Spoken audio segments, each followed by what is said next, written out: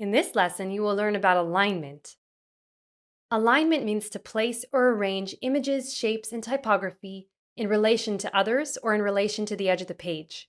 It helps to bring unity, cleanliness, and professionalism to a design. This can be doing left aligned, where everything is aligned to the left, center aligned, where all is aligned in the center, or right aligned, where everything is aligned to the right. There are even designs that use a combination of alignments depending on where they are placing the elements on the page. Using hierarchy, you can properly space your design elements to show what the viewer should see first, second, and third. However, it will help to unify the design if all the elements in the different sections are aligned either left, right, or centered to each other. Left aligned type is what we're used to reading, as we naturally read from left to right. Centered type should not be used too much for large amounts of type, but rather for headlines, because when you have a lot of type centered, it tends to be harder on the reader. Right aligned type breaks our usual comfort, and therefore should only be used strategically and for small bits of type where they're appropriate.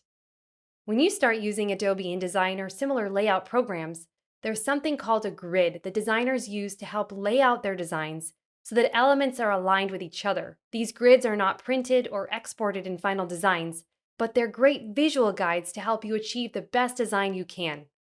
You can see that when I lay out this type using the grid, it allows me to ensure it is lined up to the image above it. If I were to have the type off of the grid and off from the image, it would have the appearance of being a bit more sloppy.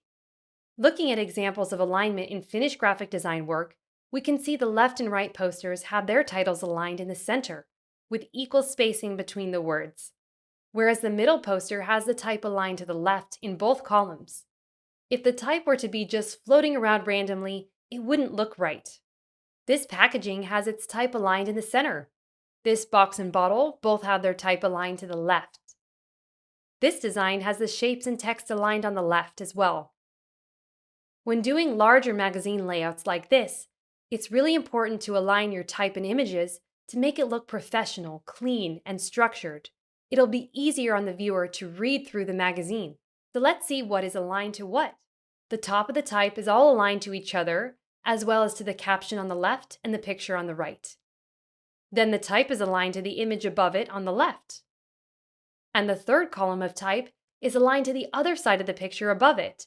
These were purposely done this way and aligned by the designer. The fourth column of type is aligned to the next image above it. Then that image is aligned on the right to the image below that one. The images in type are all aligned at the top, and the numbers in magazine titles are aligned at the bottom. Taking this other magazine layout, it has the quote aligned to the image above, which is also aligned to the page number below on the left. The two columns of type are aligned to each other and the quote to the left. The selection is aligned to the captions below it. The two columns of type are aligned to the top of the selection head. And the two columns are also aligned to the image below it on either side, as well as the right side being aligned to the number below. This beautiful tea packaging with its different variations has its type aligned in the center. This movie poster has its type and design elements all centered in the middle using a very symmetrically balanced design. Here is a menu example that could have been very confusing to look at if it wasn't all aligned properly, but the type and lines are aligned for a structured look in this menu. This packaging is laid out with center alignment, and it works because there's not a lot of type. This packaging is laid out with left alignment on the title, which is aligned to the design element below it nicely. This packaging is laid out with the logo center aligned above the name and the illustration very nicely.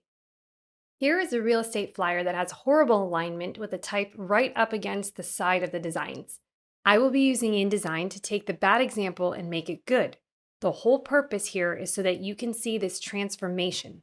Don't worry about learning InDesign at this stage of the game. So first, I'm moving the elements away from the edge of the layout. Then I'm going to be rearranging the type on the blue bar so that there is some hierarchy and that it's aligned on the left. And so the viewer knows what to look at first, second, and third by adjusting the type sizes. Then I'm making the price not right up against the edge so it's more easier to read.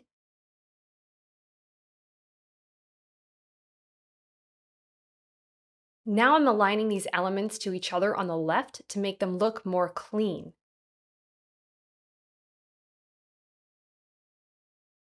Now I'm positioning them a bit cleaner and bigger, making the contact info below better aligned for easier readability and making sure the tops of the great gated community is aligned to the contact us on the right. And then I'm making sure the bottom of the great gated community and the blurb below that is aligned to the website URLs below the contact us. Here is the finished design. Your next steps are to find 20 examples of designs using alignment. If you do have magazines, it's a great option to be able to put a line where the alignment takes place. Then you'll be doing sketches of alignment. In your sketchbook, you're going to draw a square and then you're going to put lines left aligned below it. You're going to draw another square with a rectangle aligned on the right below it, and then another square with squares below aligned in the middle, and then a circle with a square below it. Then you're going to be putting different elements randomly, not aligned, so that you can see the contrast and how things look better when they are aligned to each other. After you've done the sketches that I showed, do more of your own sketches of alignment until you feel very familiar with this fundamental. Then go on to the next lesson about white space. I'll see you there.